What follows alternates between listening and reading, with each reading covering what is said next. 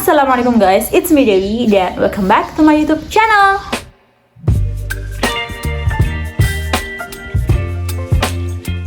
By the way, gimana kabar kalian guys? Aku berdoa semoga kabar kalian dan juga keluarga selalu sehat dan pastinya bahagia selalu. Oke, siapa sih yang nggak tahu tentang kisahnya Romeo dan Juliet? Pasti semua udah pada nggak asing nih guys sama Romeo dan Juliet. Tapi bagi kalian yang belum tahu kisahnya Romeo dan Juliet, aku bakal ngasih gambaran dikit tentang kisahnya Romeo dan Juliet. Jadi, Romeo dan Juliet adalah sebuah kisah fiksi karangan William Shakespeare. Di mana dalam cerita itu dikisahkan seorang lelaki yang bernama Romeo dengan kekasihnya yang bernama Juliet. Tapi guys, sayangnya hubungan cinta mereka ini nggak disetujui sama kedua belah pihak keluarga. Karena ya ada konflik lah guys antara dua belah pihak keluarga mereka. Hingga akhirnya karena mereka ini nggak bisa bersatu, akhirnya mereka ini memutuskan buat mengakhiri hidup mereka sendiri.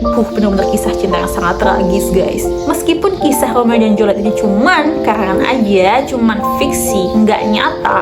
Tapi siapa sangka guys, ternyata di dunia ini tuh ada beberapa kisah yang dikatakan mirip sama kisahnya Romeo dan Juliet. Dan kali ini kita akan membahas dua kisah cinta tragis yang disebut-sebut mirip sama kisahnya Romeo dan Juliet. Oh guys, tapi sebelumnya lanjut, jangan lupa buat klik tombol subscribe buat yang belum subscribe.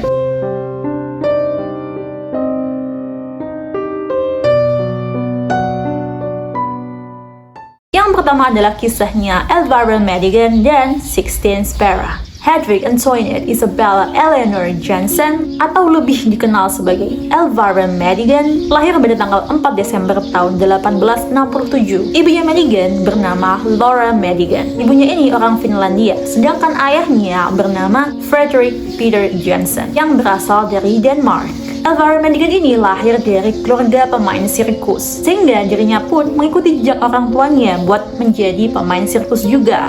Dan dalam perjalanan karirnya, Elvira bersama dengan keluarganya ini udah beberapa kali melakukan tur sirkus di beberapa negara. Elvira Madigan adalah seorang pemain sirkus yang cantik, postur badannya bagus, serta permainan sirkus dia yang sangat memukau membuat dia menjadi sangat terkenal pada waktu itu. Hingga suatu ketika pada Januari tahun 1888, Elvira Madigan bersama dengan keluarganya melakukan pertunjukan sirkus di Kristianstad, yaitu sebuah kota di Swedia. Dan dalam pertunjukan sirkusnya itu guys, ada salah seorang penonton yang bernama Sixteen Spera.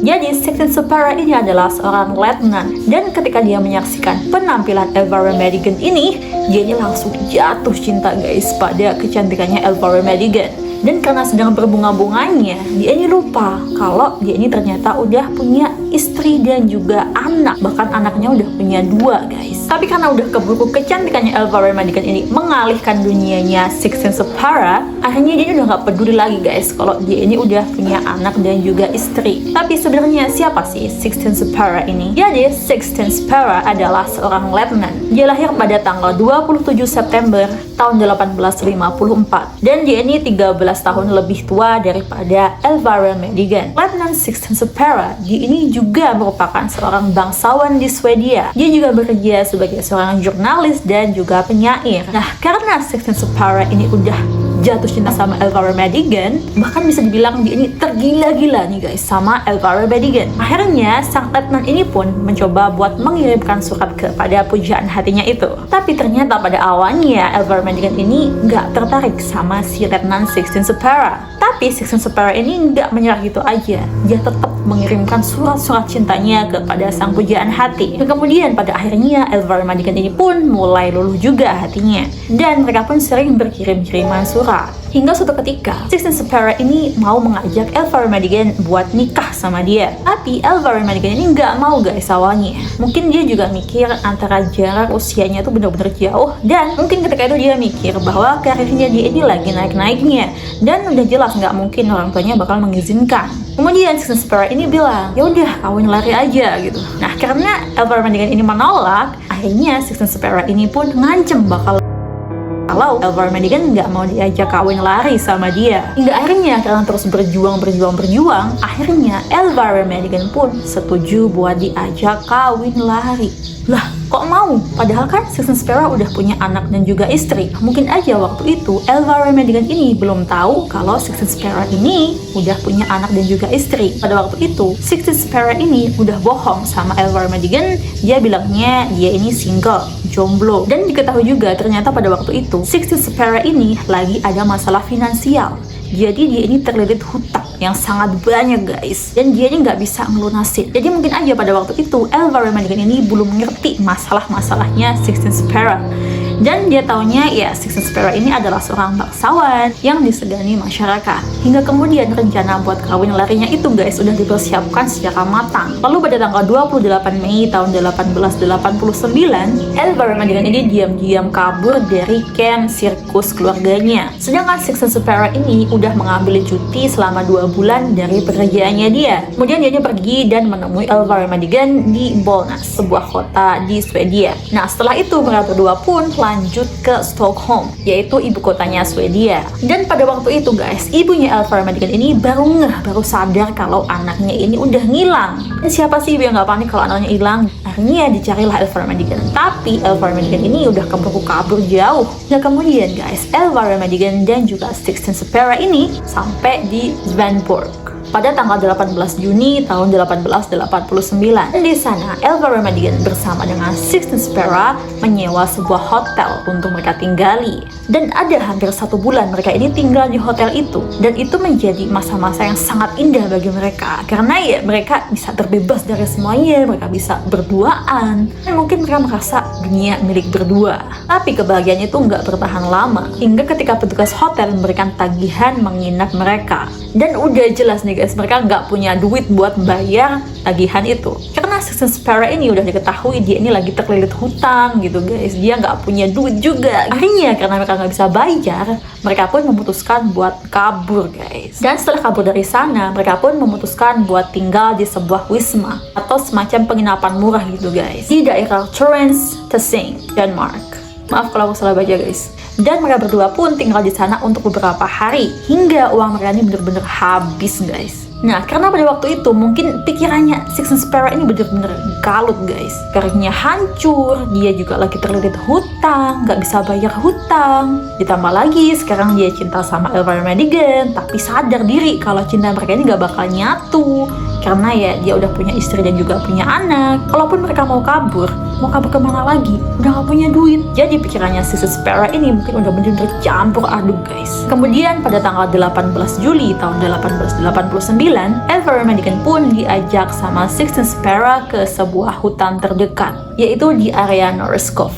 Dan di sanalah guys, Elvira Madigan diakhiri hidupnya oleh kekasihnya sendiri, yaitu Sixteen Sparrow, yaitu dengan cara menembakkan pistol dinasnya ke tubuh si Elvira Madigan. Lalu keesokan paginya, yaitu tanggal 19 Juli tahun 1889, Sixteen Sparrow juga ikut mengakhiri hidupnya sendiri dengan cara yang sama, yaitu dengan menembakkan dirinya sendiri menggunakan pistol dinasnya. Lalu 3 hari kemudian, mayat mereka pun baru ditemukan. Ditemukan juga di dalam sakunya Elvira Madigan ada secari kertas yang berisi puisi yang dia tulis sebelum kematiannya dia. Dan puisi itu ditulis dalam beberapa campuran bahasa, yaitu bahasa Swedia, bahasa Denmark, bahasa Norwegia, dan juga bahasa Jerman. Kemudian pasangan itu pun dimakamkan di pemakaman Landet, Tessin, pada tanggal 27 Juli tahun 1889. Sedangkan tagihan hotel dan juga biaya pemakaman ditanggung sama saudara laki-lakinya, Sixteen Sparrow. Makam pasangan itu diletakkan secara berdampingan, tapi menggunakan 2 batu nisan dengan material yang berbeda. Batu nisannya Elvira Madigan adalah terbuat dari marmer putih, sedangkan punyanya Sixteen Sparrow terbuat dari granit berwarna abu-abu tua. Kenapa kok bisa berbeda? Itu dikarenakan untuk sebagai tanda bahwa keduanya itu bukanlah pasangan yang sah. Oke guys, jadi itu adalah kisah pertama, dan sekarang kita lanjut ke kisah yang kedua.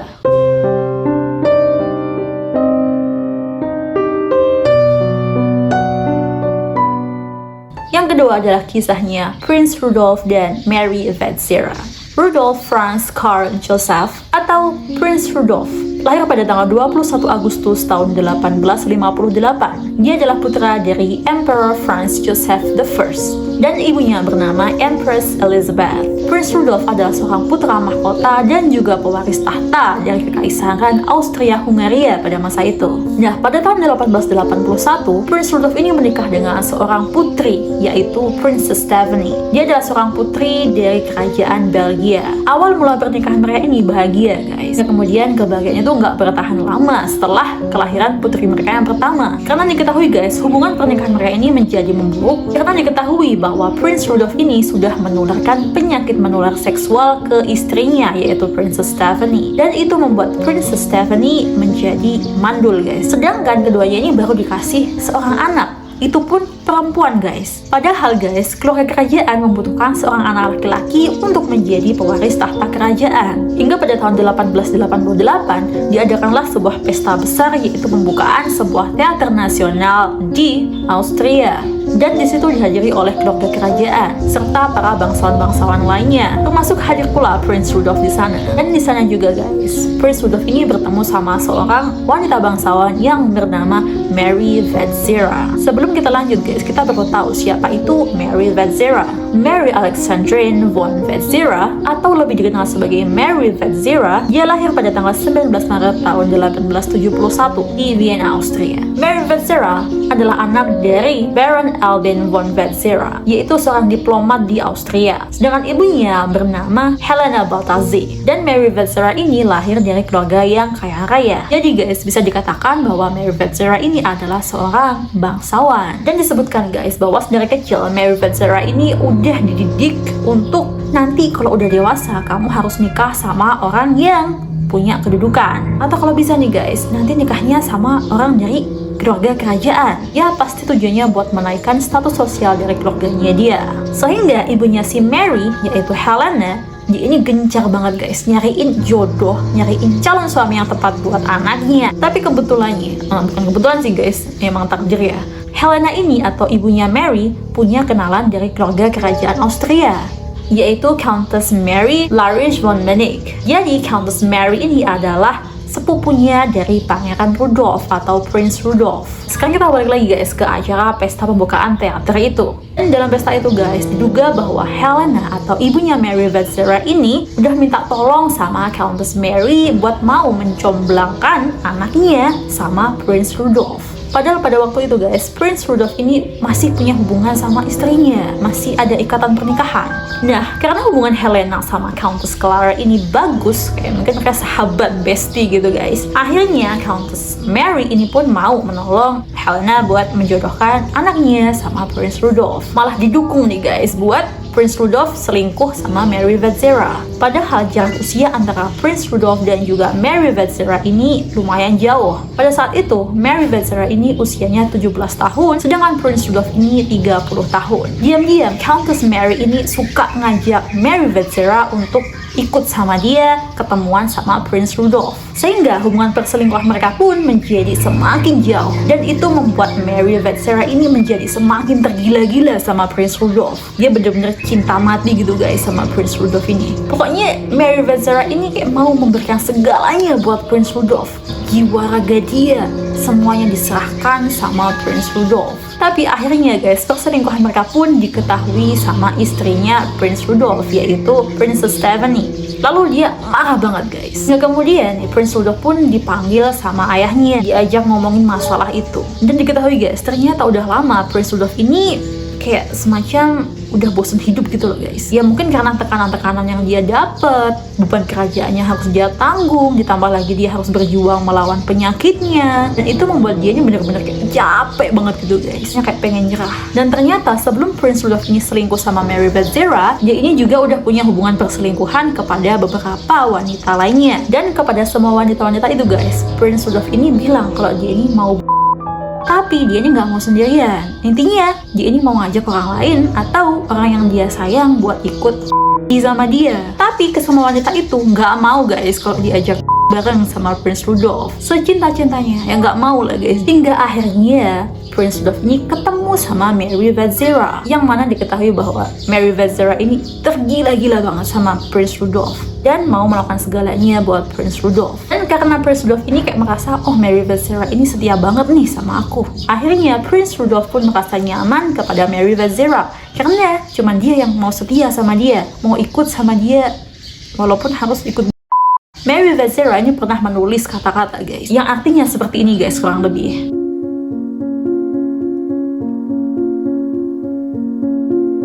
Kemudian pada tanggal 26 Januari tahun 1889 diduga bahwa Prince Rudolph ini bertengkar hebat sama ayahnya, yaitu sang kaisar. Dalam pertengkarannya itu guys, Prince Rudolph ini kayak istilahnya pengen cerai gitu sama istrinya, yaitu Princess Stephanie. Tapi ayahnya sang kaisar menolak, gak boleh gitu. Lalu Prince Rudolph pun mengancam buat kalau dia nggak diizinkan buat cerai sama Princess Stephanie. Tapi sang kaisar tetap kekeh nih guys, kamu nggak boleh cerai sama istrimu.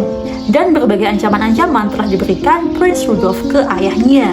Tapi tetap guys, sang kaisar ini tetap menolak dan nggak membolehkan Prince Rudolph buat cerai sama istrinya, yaitu Princess Stephanie. Prince Rudolph ini benar-benar tertekan banget guys. Hingga kemudian pada tanggal 29 Januari tahun 1889, orang tua Prince Rudolph, yaitu sang kaisar dan juga permaisuri, sedang melaksanakan makan malam keluarga sebelum besoknya mereka berangkat ke Budapest, kerajaan Hungaria. Tapi Prince Rudolph ini izin nggak ikut. Alasannya dia ini mau pergi ke pondok Meyerling buat berburu. Dan jarak dari pondok Meyerling itu adalah sekitar 2 jaman gitu guys, dari perjalanan pakai kuda. Prince Rudolph bilang nih, rencananya besok saya mau berburu di sana. Nah, lalu guys, esokan harinya pada tanggal 30 Januari tahun 1889, ketika para pelayannya Prince Rudolph ini udah bersiap-siap untuk berburu, semua peralatan juga udah dipersiapkan. Tapi Prince Rudolph ini nggak kunjung keluar juga dari pondok Meyerling. Kemudian diketok-ketoklah itu pintu dari pondok Meyerling. Tapi tetap aja guys, nggak ada jawaban sama sekali. Akhirnya para pelayan pun kelaporan nih ke ajudannya Prince Rudolph. Lalu sang ajudan pun datang bersama dengan petugas keamanan pangeran dan didobraklah itu pintu.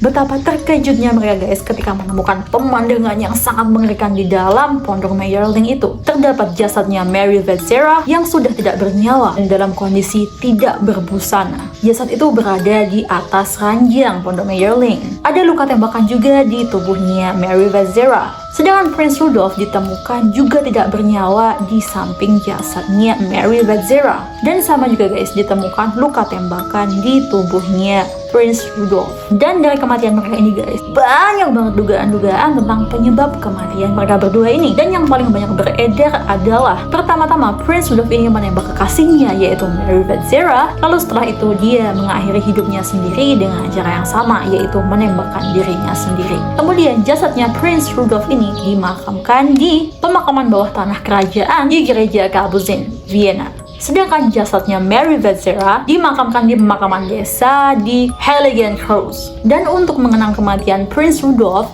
lalu sang kaisar, yaitu ayahnya Prince Rudolph, menjadikan pondok berburu Meyerling sebagai biara. Dengan harapan kaisar bahwa nyanyian-nyanyian rohani dan juga doa-doa dari para biarawati bisa membuat jiwa anaknya tenang di alam sana. Dan setelah beberapa dekade berlalu guys, pada tahun 2015 ditemukanlah surat yang ditulis sama Mary Vezera sebelum dia melakukan bersama dengan Prince Rudolph. Surat itu ditujukan untuk ibunya Mary Vezera dan isi suratnya kurang lebih seperti ini guys.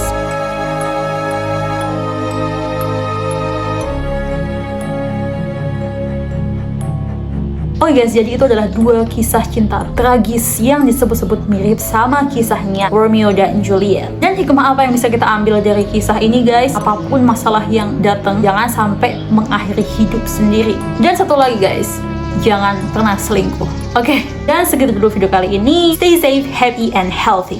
And see you in the next video. Bye-bye!